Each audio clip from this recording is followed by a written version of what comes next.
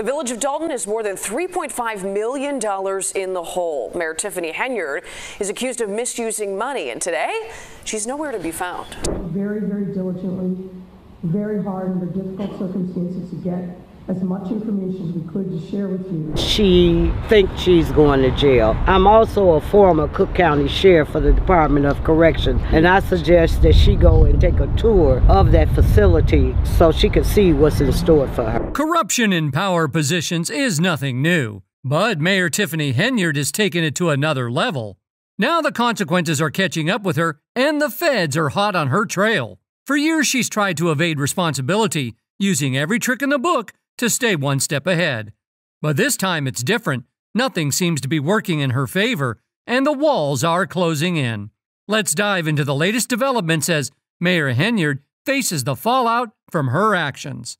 Major Tiffany corruption drama. Contrary to the common belief, Tiffany was not elected as a mayor by the township, so this whole Tiffany saga was kick-started when the Board of Trustees appointed her to complete the term of the deceased mayor, Frank Zuccarelli. According to state election law, the Dolton Township Board had 60 days to appoint a replacement to complete Zuccarelli's term. The main contenders for the appointment were widely believed to be trustee Joyce Washington because of her lengthy tenure and status as interim supervisor, and trustee Jerry Jones. Dolton Township Assessor Cassandra Elston was another possible appointment. But we all know how politics works, and unsurprisingly, the Board of Trustees could not agree upon a single candidate. As a twist of fate, the motion to nominate Henyard was made by trustee Christopher Gonzalez, and Henyard was voted and sworn in minutes before midnight. Though the name seemed random to many in the audience, it was later revealed that Henyard had applied for the position some time ago. Tiffany Henyard was nominated as a last resort, and that was how Tiffany was appointed to the mayor position. I don't know about you, but if Tiffany did not make it to the first round of nominations, they should have taken it as a sign. In the end, it all came down to a ticking clock. Gonzalez later revealed that he didn't want the crucial supervisor decision to be left in the hands of the township electors. Although he had repeatedly pushed for Elston, someone he believed was the right fit, time was slipping away. With the midnight deadline fast approaching and the board deeply divided, Gonzalez made a last-minute move and nominated Henyard, hoping that the urgency of the situation would force the board to unite, setting aside their differences to make a decision before it was too late. You've been voted the Dolton Township Supervisor. How do you feel right now? Oh man, I'm overjoyed. Didn't see it coming. I love it. That means that I am truly blessed and everyone loves me. I love them. Thank you. Fans believe that the Board of Trustees had their own agendas to hide because they did not want the decision to go into the hands of the public.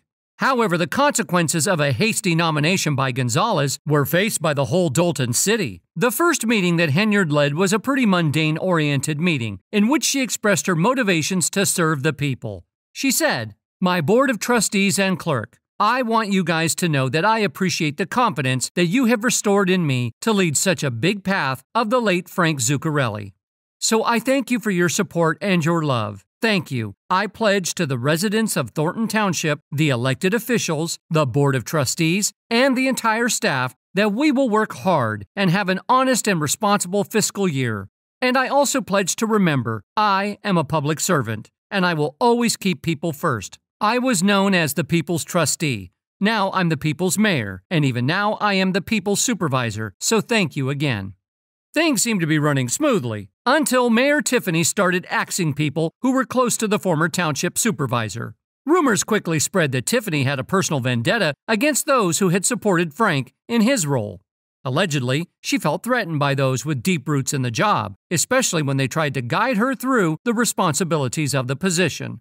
It's somewhat understandable Tiffany wasn't chosen for her skills, and that insecurity apparently fueled her need to assert control and dominate the city. Mayor Henyard's first move was to oust Jessica Jones, with trustee Jerry Jones making the motion and trustee Joyce Washington seconding it after a tense silence. The vote was a swift and shocking unanimous decision, with even trustee Gonzalez and Gray Everett giving their approval. But Henyard wasn't done. She swiftly targeted Stephanie Weideman next. Trustee Jones again initiated the motion, and despite a brief pause, Washington seconded it. This time the vote was sharply divided at 4-1, with Trustee Gonzalez standing alone in opposition.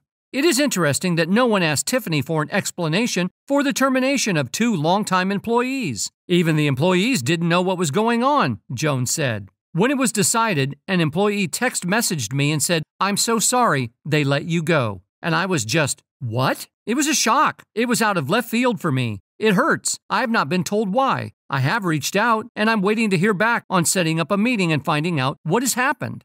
Controversies. So it turns out Tiffany was already running amok like a headless chicken, but no one was there to stand up to her. You might not know that Tiffany has apparently been bullying other elected officials. Sources reported that Tiffany has been beefing with Township Assessor Cassandra Elston and locked her out of her office in a fit of rage. When Elston later got access to her office, she found piles of paperwork sitting on a table in the common area outside her office, an area that sees foot traffic from 50 to 100 people every day. That paperwork included names, addresses, income details, social security numbers, and sometimes medical information about people who come to the assessor's office for help applying for tax exemptions, property reassessments, and other programs. We have confidential, sensitive papers that were in a common area. This morning, some of those documents were gone. Since the heat started getting to Tiffany, she released a statement claiming that she had reorganized the office spaces and Elston was making a mountain out of a molehill.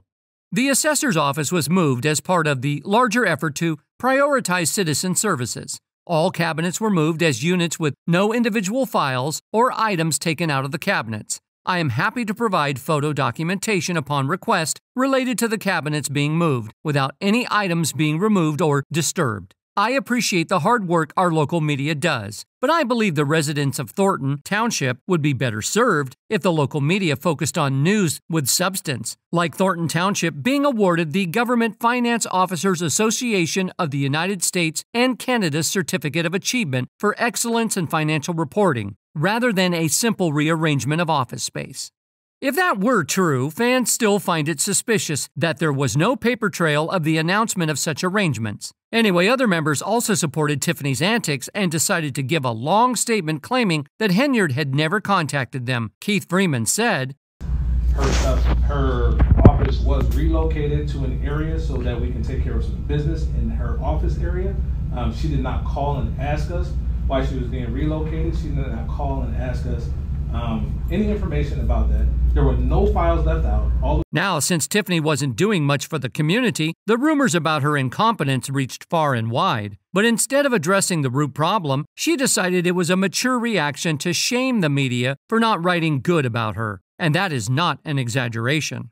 I would appreciate it if people stopped writing negative stuff about the township and write all the good that we do here in the township. Write the stuff that's the truth, not the mess and gossip. That's kid stuff. God don't make no mistakes. He put the right person that he knew was going to do the work and take the lashes and bear the strength to keep going, enduring it all. He put the right person here, because go check my numbers and you'll see what I'm really doing despite what people write about that's false.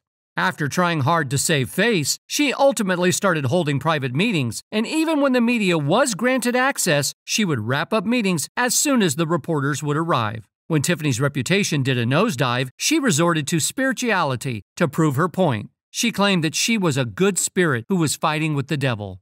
Bald-faced example of Supervisor Henyard's promise of come to the good things, there's so much good going on that we want to tell you about.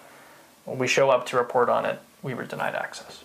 So that's what happened to our reporter, and then at the next meeting that you attended, we heard this. Because y'all don't want to do the research. Y'all keep listening to people and no one's showing you fact. They keep telling you fiction, fake story, fake news, like for real, stop. But go check, guys, if you really want to know the truth so you can understand what it is that we're fighting over. The drama got messier as Gonzalez, who had nominated Tiffany, saw how she had reacted as soon as the camera turned off. He claimed that from the first day Tiffany started acting like she was the one who ran the show. She just kept basically yelling, what are they going to think now? What are they going to say now? Speaking of the Dolton trustees, because I guess, like I said, there was already a rift and I didn't know that.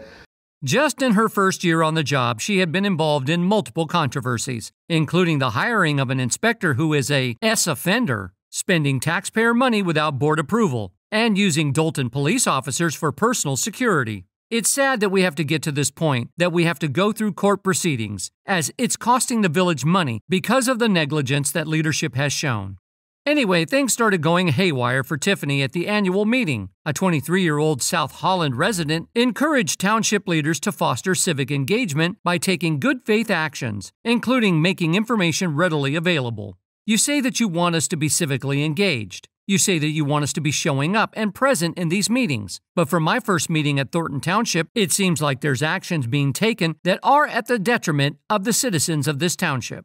Another resident, Gardis Watts, responded to comments Tiffany Henyard had made about the voters' choice to vote down a mental health referendum that would have raised taxes in Dolton Township. We are not brainwashed. We are fed up. Nobody said we didn't think mental health was important. We just don't trust you to fix it. Maybe that's why Tiffany didn't want the residents to have a say in her decisions, because she made decisions for herself, not for the people. You better believe the residents called her out on that. This is not attacking you as a black woman. I've always been held accountable for my performance, my results, and I expect the same of you. Trina Downs, who used to back Mayor Henyard, didn't hold back in a recent confrontation. Addressing Henyard directly, she claimed that she had pushed Henyard to speak, but now she had a long list of complaints. Downs expressed her concerns about office issues, being locked out of a Dolton board meeting, and even raised concerns about misconduct on official trips, pointing to Dolton trustee Andrew Holmes. Another resident, Nate Fields from South Holland, who worked as a photographer for Dolton Township, also weighed in. He recalled that after Frank Zuccarelli's death, Henyard had promised, "Nate, whatever you need, I got you." However, Henyard fired him without proper reasoning. He said, "Why was I fired if I was such a good photographer? You told me you had my back, but clearly you didn't. So where's the accountability?" A township staffer claimed that Henyard was allegedly using other men to intimidate workers and keep them silent. Media is badgering the workers. All I want to do is work for my community. It's very scary when you have grown men coming at you and threatening you. I'm scared to come to work. I'm scared. I don't want to feel scared to come to work every day. Investigation launched on her by the feds. Tiffany Henyard's tenure as mayor has been nothing short of a legal minefield, with lawsuits piling up against her faster than anyone can keep track of. The legal drama surrounding her is almost as infamous as her fiery personality, from employees alleging wrongful termination to local businesses accusing her of favoritism and unfair practices. Henyard is at the center of more court cases than a primetime legal drama. You might not know, but Henyard is named alongside Dolton Village trustee Andrew Holmes in an SA lawsuit filed by a Dolton police officer who was a member of Henyard's security detail, as well as a woman who used to work for the mayor.